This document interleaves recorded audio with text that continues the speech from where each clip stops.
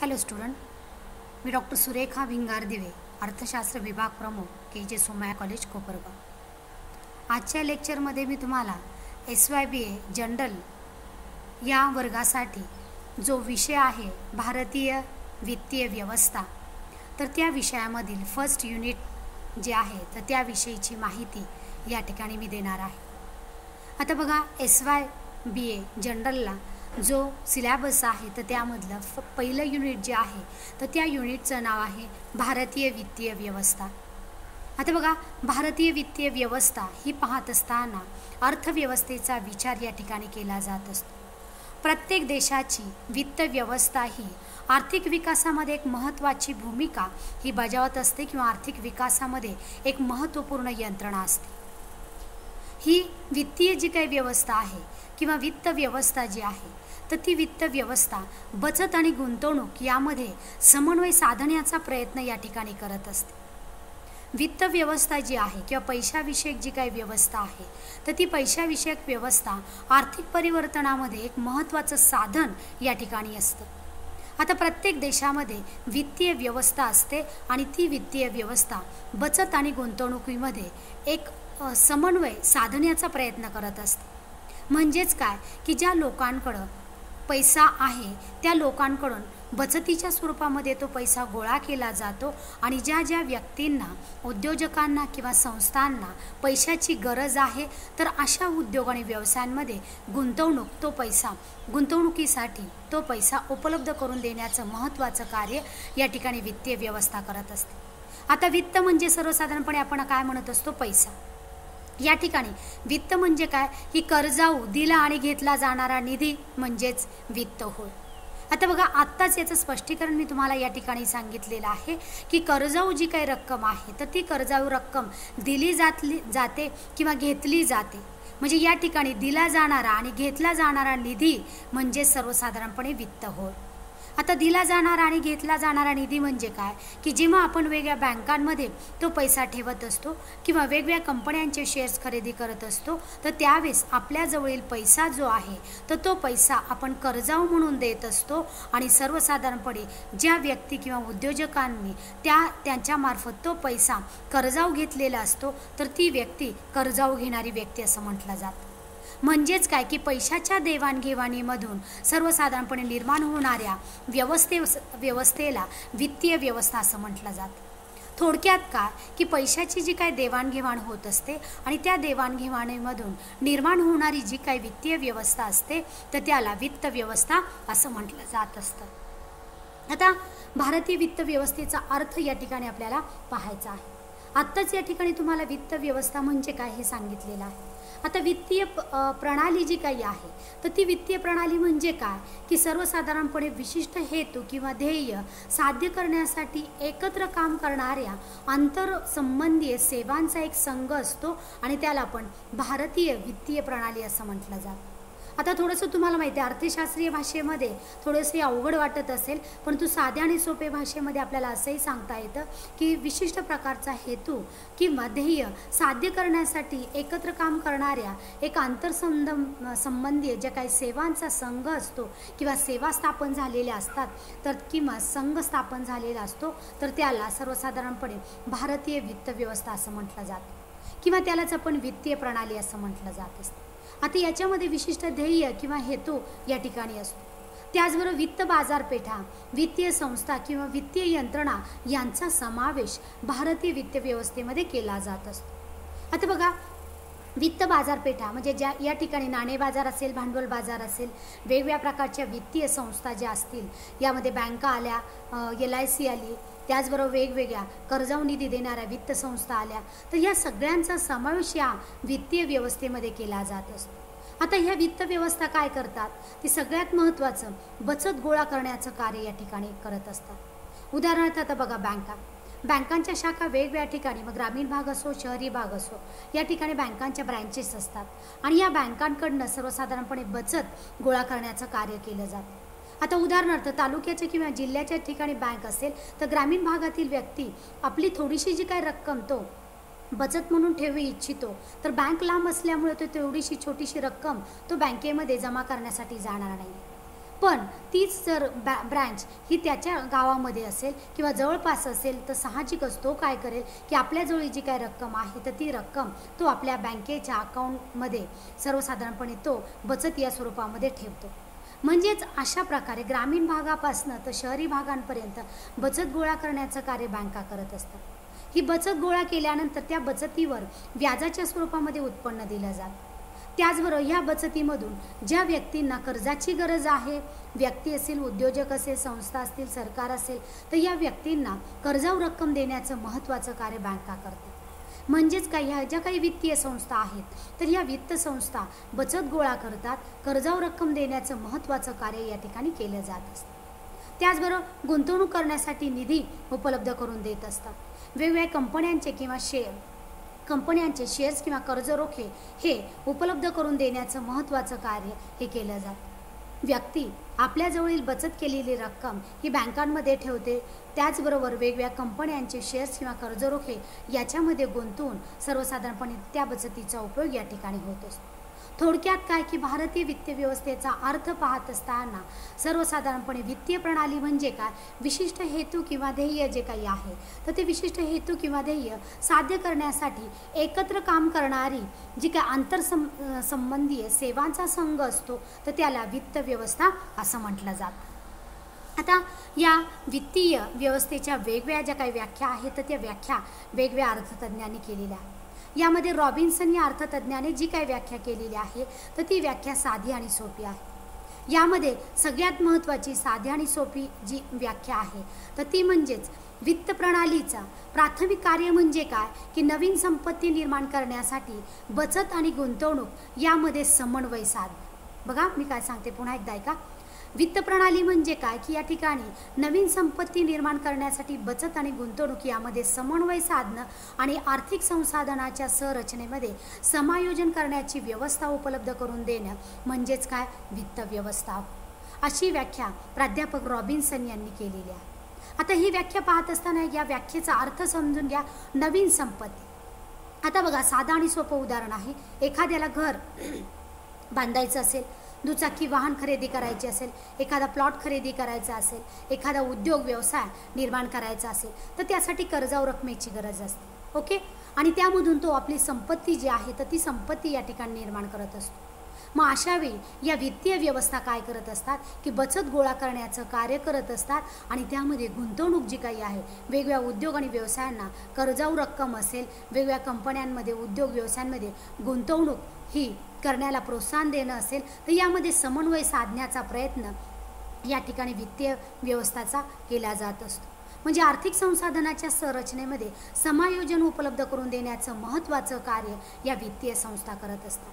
थोडक्यात काय की अर्थव्यवस्थेमध्ये बचत जी काही आहे तर ती बचत गोळा करणं, त्या बचतीचा योग्य रीतीने विनियोग करून देणं, त्याचबरोबर आपण पाहतो की गुंतवणुकीसाठी तशा प्रकारचा निधी उपलब्ध करून देण्याचं महत्त्वाचं कार्य या ठिकाणी या वित्तीय संस्था करत असतात. आता भारतीय वित्तीय व्यवस्थेचं स्वरूप या ठिकाणी पाहणार आहोत. आता बघा सुरुवातीला मी प्रास्ताविक सांगितलेलं आहे, त्याचबरोबर त्याचा अर्थ वित्त व्यवस्थेचा सांगितलेला आहे. वित्त व्यवस्थेच्या व्याख्या ज्या काही आहेत तर त्या व्याख्या या ठिकाणी सांगितलेल्या आहेत. पुढचा महत्त्वाचा जो घटक आहे तो म्हणजे भारतीय वित्त व्यवस्थेचे स्वरूप. आता यामध्ये अर्धविकसित वित्तीय व्यवस्था. आता बघा भारताचा जर विचार केला तर भारतामध्ये वित्तीय व्यवस्था जी आहे तर ती वित्तीय व्यवस्था अविकसित आहे.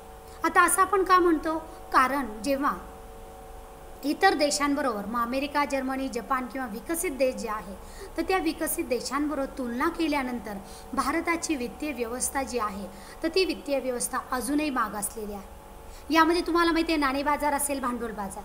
आता याविषयीची माहिती आपल्याला डिटेल नंतरच्या युनिटमध्ये आपल्याला पाहायची आहे.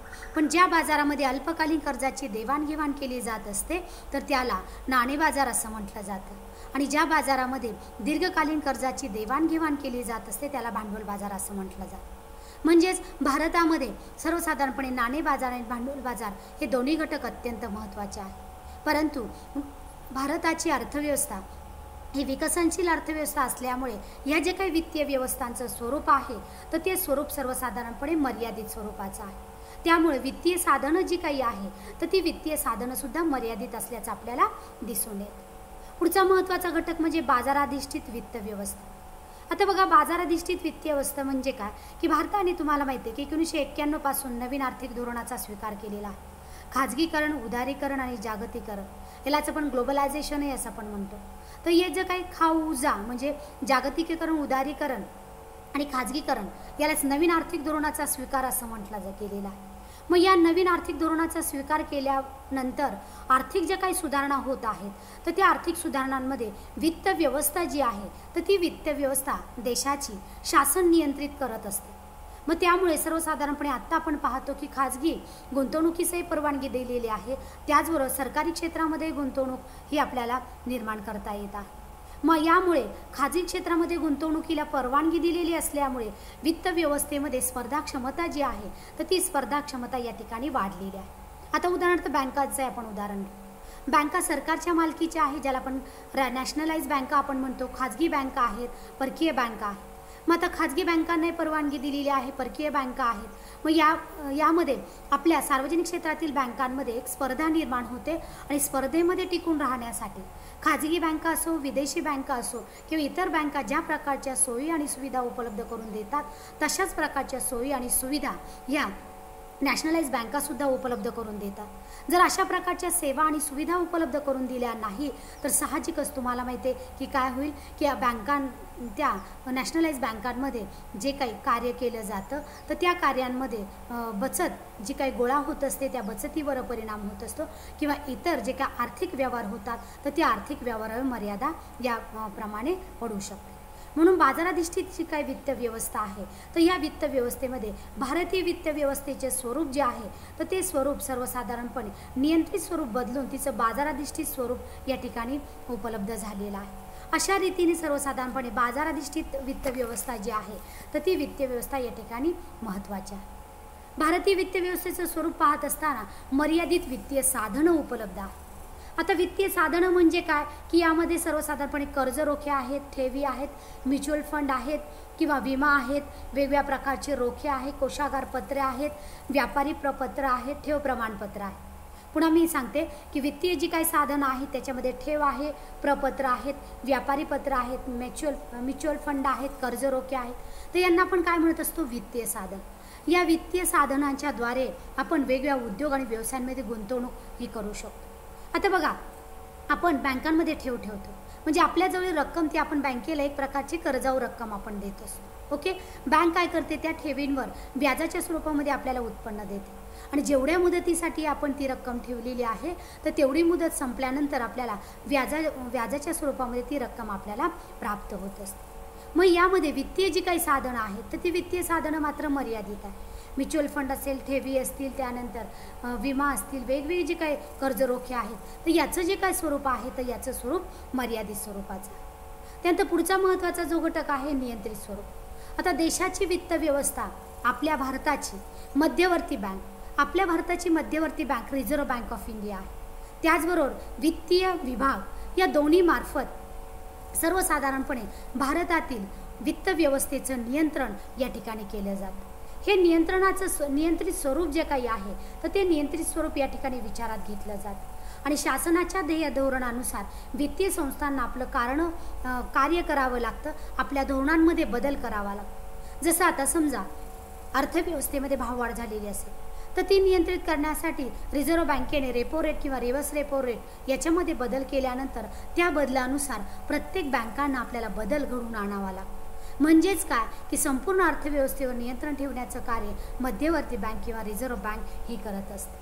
म्हणजे नियंत्रित स्वरूप या ठिकाणी असल्याचं आपल्याला दिसतं आणि जसजसे शासनाचे धोरण बदलतात, त्यानुसार या वित्तीय व्यवस्थांना आपले धोरणांमध्ये बदल जो काही आहे, तर तो बदल या ठिकाणी करावा लागतो.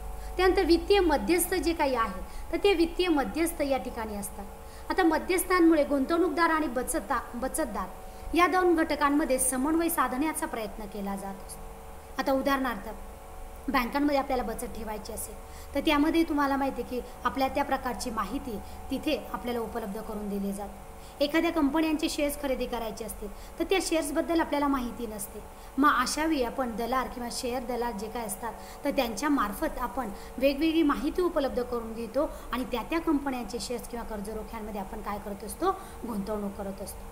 मग या ज्या काही वित्तीय संस्था आहेत तर या वित्तीय संस्थांमध्ये वित्तीय मध्यस्थ असतात आणि त्या मध्यस्थांमुळे सर्वसाधारणपणे आपण काय करत असतो, त्या उद्योग आणि व्यवसायांमध्ये गुंतवणूक ही ठेवत असतो. आता देशाच्या राष्ट्रीय उत्पन्नाच्या तुलनेमध्ये बचत जी काही आहे तर ती बचतीमध्ये वाढ झाली पाहिजे. आता उदाहरणार्थ व्यक्तीजवळ असलेला पैसा त्या व्यक्तीने बचत म्हणून बँकांमध्ये ठेवला नाही, घरातच ठेवला, तर तो पैसा खेळता राहील का? नाही. का? कारण त्या पैशाचा उपयोगच होणार नाही. पण तोच पैसा बँकेमध्ये जर ठेवला तर तेवढ्या मुदतीसाठी किंवा बँक त्या बचतीचा उपयोग गरजू कर्जाऊ रक्कम ज्यांना आवश्यक आहे तर अशा व्यक्तींना ती रक्कम कर्जाऊ देत असते. त्याचबरोबर वेगवेगळ्या उद्योगांमध्ये, व्यवसायांमध्ये, शेअर्समध्ये, कर्जरोख्यांमध्ये सुद्धा गुंतवणूक या पद्धतीने केली जात असते. म्हणून वित्तीय मध्यस्थ हा घटक अत्यंत महत्त्वाचा असतो आणि भारतीय वित्त व्यवस्थेमध्ये त्याचं महत्त्वाचं स्थान या ठिकाणी आहे. दुसरं म्हणजे विविधीकृत किंवा वेगवेगळ्या वित्तीय संस्था यामध्ये सहभागी झालेल्या असतात. यामध्ये प्रामुख्याने बँका असतील, वित्तीय संस्था असतील, म्युच्युअल फंड असेल, भाग असतील, दलाल असतील, उपदलाल असतील, तर या घटकांचा समावेश या वित्त व्यवस्थेमध्ये केला जातो. पुन्हा एकदा मी वित्तीय संस्थांमधील घटक जे काही आहे ते सांगते. बँका, वित्तीय संस्था, म्युच्युअल फंड, त्यानंतर दलाल यासारख्या घटकांना किंवा उपदलाल असतील तर यांना आपण काय म्हणतो, सहभागी घटक. आता बँका ज्या काही आहेत तर या बँकांमध्ये तुम्हाला माहिती आहे राष्ट्रीयकृत बँक असतात, खाजगी बँका असतात, त्यामध्ये वेगवेगळ्या प्रकारची आपण त्यामध्ये आपण बचत ही ठेवत असतो. बचतीचं वेगवेगळ्या प्रकारचा कालावधी असतो. त्या कालावधीनुसार बचत जर ठेवली तर त्यापासून आपल्याला व्याजाच्या स्वरूपामध्ये उत्पन्न या ठिकाणी मिळत असतं. त्याचबरोबर म्युच्युअल फंड आहे. कोणकोणत्या म्युच्युअल फंडामध्ये आपण इन्व्हेस्टमेंट करणं गरजेचं आहे त्याविषयीची माहिती आपल्याला दलालांमार्फत मिळत असते. वेगवेगळ्या वित्तीय संस्था असतात, अशा वित्तीय संस्थांमध्ये सुद्धा आपण गुंतवणूक करत असताना आपल्याला त्या प्रकारची माहिती या सहभागी घटकांकडून उपलब्ध होत असते. आणि सगळ्यात महत्त्वाचा आणि शेवटचा घटक म्हणजे आधुनिक वित्त सेवा साधने. आता आधुनिक वित्त सेवा साधने जे काही आहेत तर यामध्ये सर्वसाधारणपणे देशाची वित्त व्यवस्था जी काही आहे तर त्या वित्त व्यवस्थेमध्ये आत्ताच्या किंवा अलीकडच्या काळामध्ये मोठ्या प्रमाणात बदल झालेला आहे. सध्याचीच परिस्थिती तुम्हाला माहिती आहे, कोविड-19च्या या आपत्तीमुळे आपण तुम्हाला म्हणतो एक ते जे काही आहे तर त्यामुळे सर्वसाधारणपणे आपण पाहतो की बँकिंग क्षेत्रामध्ये मोठ्या प्रमाणात बदल झालेले आहे. आपण घरी बसल्या आपण आपल्या बँकेतील व्यवहार आपण करू शकतो. आपल्या अकाउंटमध्ये शिल्लक रक्कम टाकायची असेल, त्याचबरोबर आपल्या अकाउंटमधून रक्कम काढायची असेल, त्याचबरोबर वस्तू खरेदी करायची असेल तर मोबाईल बँकिंग असेल, नेट बँकिंग असेल किंवा बँकेने वेगवेगळ्या प्रकारचे ॲप उपलब्ध करून दिलेले आहेत. त्याच्या आधारावर आपण बँकेमध्ये प्रत्यक्षात न जाता सुद्धा अशा प्रकारचे व्यवहार करू लागलेला. म्हणजे आधुनिक काळामध्ये वित्तीय सेवा साधनं जी काही आहे तर ती वित्तीय साधने ही मोठ्या प्रमाणात उपलब्ध झालेली आहे. नेट बँकिंग असेल, RTGS असेल, स्विफ्ट असेल किंवा वेगवेगळे मोबाईल बँकिंग ॲप जे आहेत तर ते उपलब्ध झालेले आहेत. तर त्यामुळे आपण अर्थव्यवस्थेमध्ये वेगवेगळ्या घटकांची माहिती या ठिकाणी आपण पाहतो. थोडक्यात काय की भारतीय वित्त व्यवस्थेचे स्वरूप आपल्याला या विविध घटकांच्या आधारे स्पष्ट करता येते. यानंतरचा भाग आपण नंतरच्या लेक्चरमध्ये पाहणार आहोत. थँक्यू.